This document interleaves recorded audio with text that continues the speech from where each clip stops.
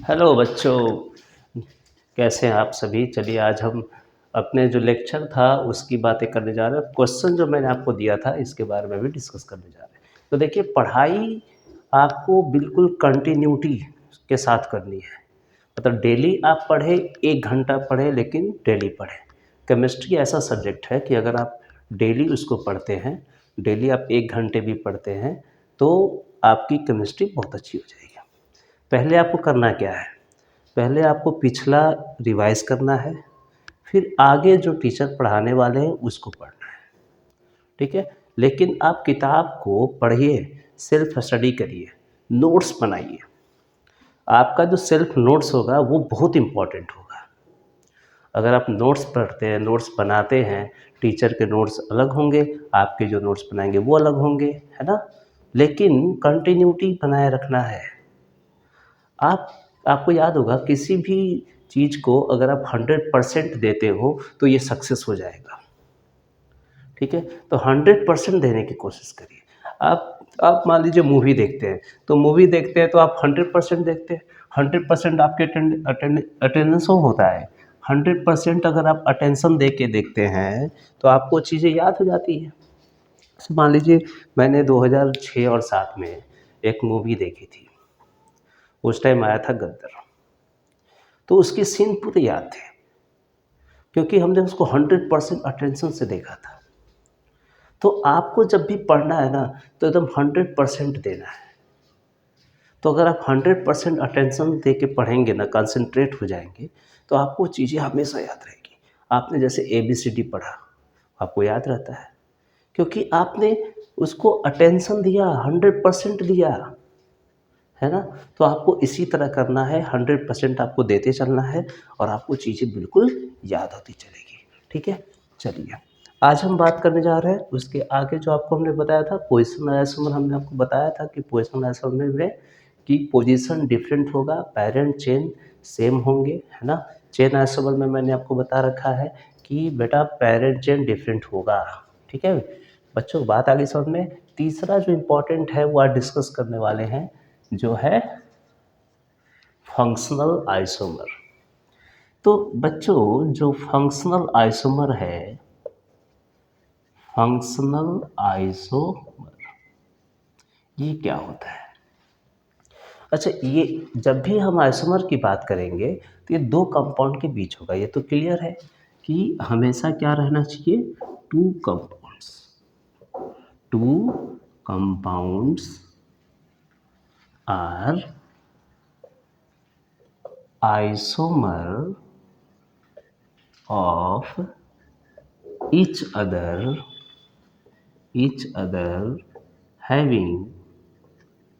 having same molecular formula but differ in structure formula as well as, ठीक है, as well as different functional group, as well as different functional group, but their molecular formula are same, right? इसमें क्या होगा? Different structure formula होगा, but as well as different different nature of functional group. तो इसमें बेटा क्या होगा? Functional group क्या होगा? नेचर अलग अलग होगा। आप इसमें एक बात याद रखें, नोट में आपको क्या याद रखना है कि आपको हमेशा पेरेंट चेन, ठीक है, पेरेंट चेन इज नेग्लेक्टेड। आपको फंक्शनल ग्रुप में क्या करना है भाई? कि फंक्शनल ग्रुप आपको पेरेंट चेन को नेग्लेक्ट रखना है। तो आपको फंक्शनल ग्रुप मानना ही नहीं है ना। क्यों मानेंगे? फंक्शनल आइसोमर पढ़ रहे तो डिफरेंट प्रॉपर्टी होगी, यस और नो? तो आपको डिफरेंट प्रॉपर्टी के अनुसार आपको देखना है, तो पेरेंट चेन तो नेग्लेक्ट होगा। जैसे मान लीजिए एग्जाम्पल देखा जाए कि एक ही मॉलिक्यूलर फॉर्मूला है C2H6O। क्या ये जो मॉलिक्यूलर फॉर्मूला है, इसके दो डिफरेंट स्ट्रक्चर बन रहे हैं, बोलिए। एक बनना होगा C2H5OH और एक बनेगा CH3OCH3। तो ये तो मेरे पास एल्कोहल है। क्या एक ही मॉलिक्यूलर फॉर्मूला के दो डिफरेंट इसके फंक्शनल आइसोमर हुए? यस और नो? और ये क्या हो गया? ईथर। और एक बात, इनकी प्रॉपर्टी भी डिफरेंट होगी। मैं यहाँ पे नोट में लिख रहा हूँ, नोट में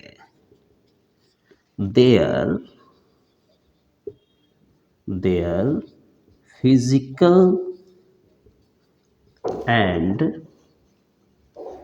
chemical properties are different। ठीक है, ये भी क्या होंगे? अलग अलग होंगे।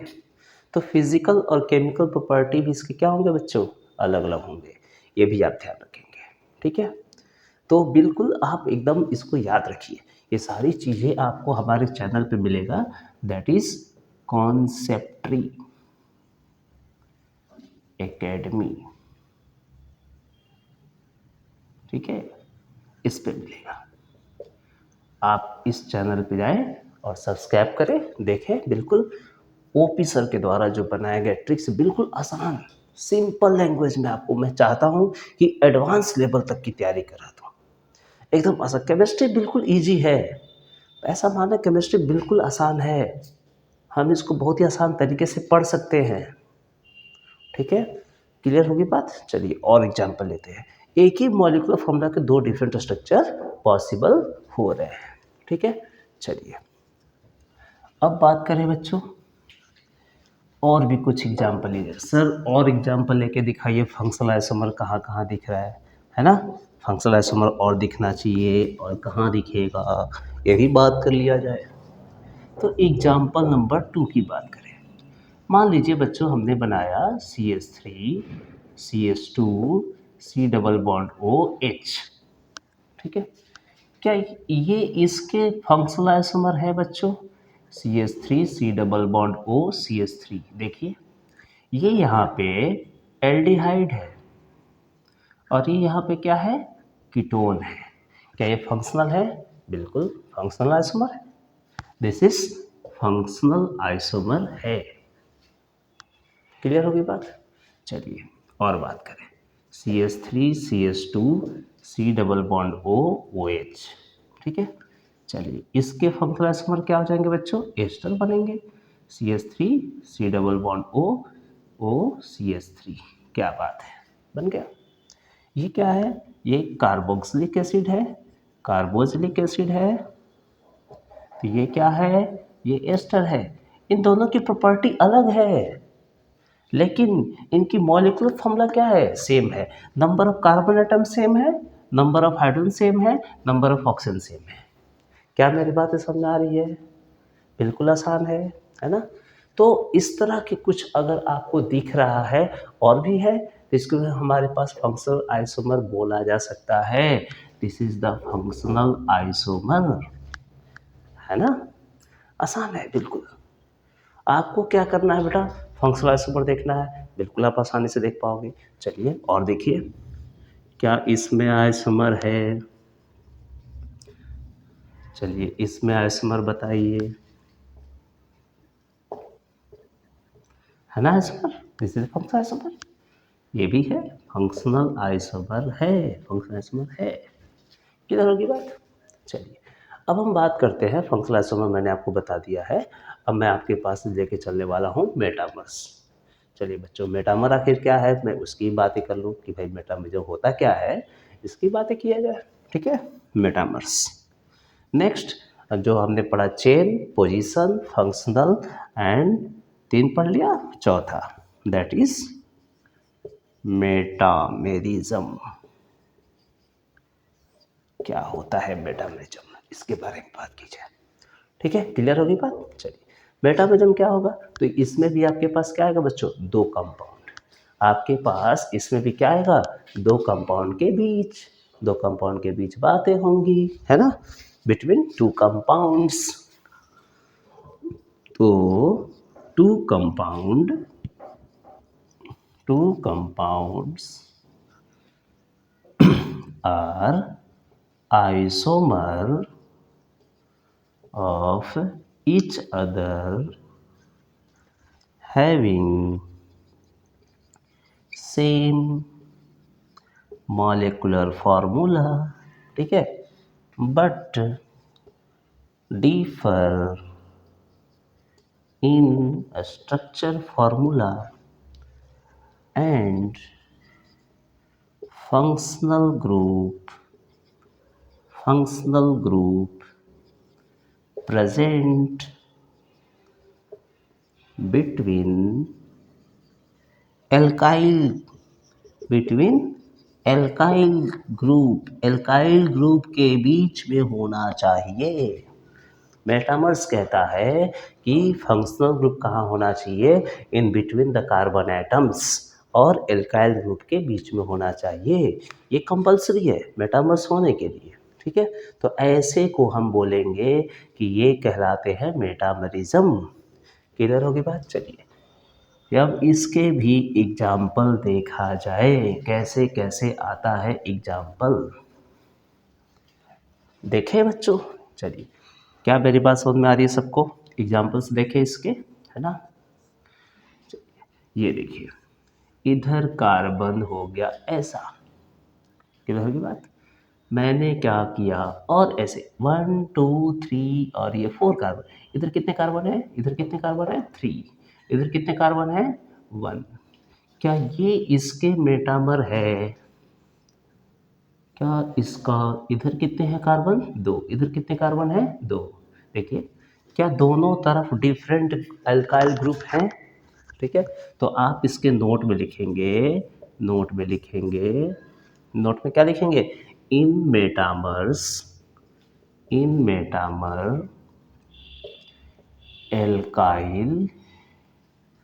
Alkyl group are different on both side of functional group। ठीक है, ये बात याद रखना, नोट में याद रखना है कि मेटामर में क्या होता है, एल्काइल ग्रुप डिफरेंट होते हैं दोनों साइड में, उसी को हम क्या बोलते हैं, ये मेटामर्स है, ईथर है। ईथर में क्या होगा? मेटामेरिज्म होगा ईथर में, ठीक है। क्लियर होगी बात? अब चलिए और एग्जाम्पल दिखाएं हम आपको। एग्जाम्पल नंबर 2 देखिए, क्या इधर से मेटामर दिख रहा है? क्या ये मेटामर के पार्ट हैं? क्या ये मेटामर के पार्ट हैं? इधर 3 कार्बन, इधर 1 कार्बन, इधर 2 कार्बन, इधर 2 कार्बन, बिल्कुल मेटामर्स है। कीटोन में भी मेटामर हो रहा है, एस्टर में भी होंगे मेटामर। बात समझ में आ रही है? बिल्कुल आसान है, ठीक है। मैं आपको एक दिन में 2 टॉपिक पढ़ा रहा हूँ ताकि आपको कंसेप्ट काफ़ी क्लियरली समझ में आ जाए। इधर कितने कार्बन है बेटा? 3। इधर कितने कार्बन है? 1 कार्बन। इधर कितने? 2 कार्बन। इधर कितने? 2 कार्बन, ठीक है। अब चलिए एस्टर एग्जाम्पल नंबर 3 देखें। क्या इधर मेटामर शो किया? बोलो हाँ, मेटामर शो किया। क्या इस चेन में मेटामर शो करने की कैपेसिटी है? है। ये देखिए मेटामर है 3 1, ये देखिए 2 2 मेटामर है ना। मेटामर शो करता है, एस्टर में शो कर दिया, कीटोन में शो कर दिया, बहुत सिंपल हो गया मेटामर। मतलब मेटामर में यही चीज़ तो आता है, जो कि फंक्शनल ग्रुप जो होंगे कार्बन एटम के बीच में होंगे और दोनों तरफ डिफरेंट कार्बन अटैच होंगे। क्लियर होगी बात? आसान होगी बात? बिल्कुल कुछ नहीं करना है, आपको ये समझते चलना है ना। मैं आपको ये बताना चाहता हूँ कि CPMTF और CI, तो हमने चेन पढ़ लिया, पोजीशन पढ़ लिया, मेटामर पढ़ लिया, फंक्शन पढ़ लिया। अब बारी आई टॉटोमर की, और बारी है रिंग चेन आइसोमर की, ठीक है। मैं आपको पहले ये कॉन्सेप्ट क्लियर करना चाहता हूँ, उसके बाद मैं आपको क्वेश्चंस जो MS चौहान की क्वेश्चन है वो मैं आपको कराने वाला हूँ, ठीक है। ताकि वहाँ पे भी और नए-नए कॉन्सेप्ट और आपको चीज़ें नोट करने के लिए मिलेगा, ठीक है? कि हम किसको बोलते हैं, चेनाइसमर, पोइसनासोम, मैं बिल्कुल सबको अलग-अलग बताना चाहता हूँ कि आपको डिफ़रेंस क्या है पहले ये पता चल जाए।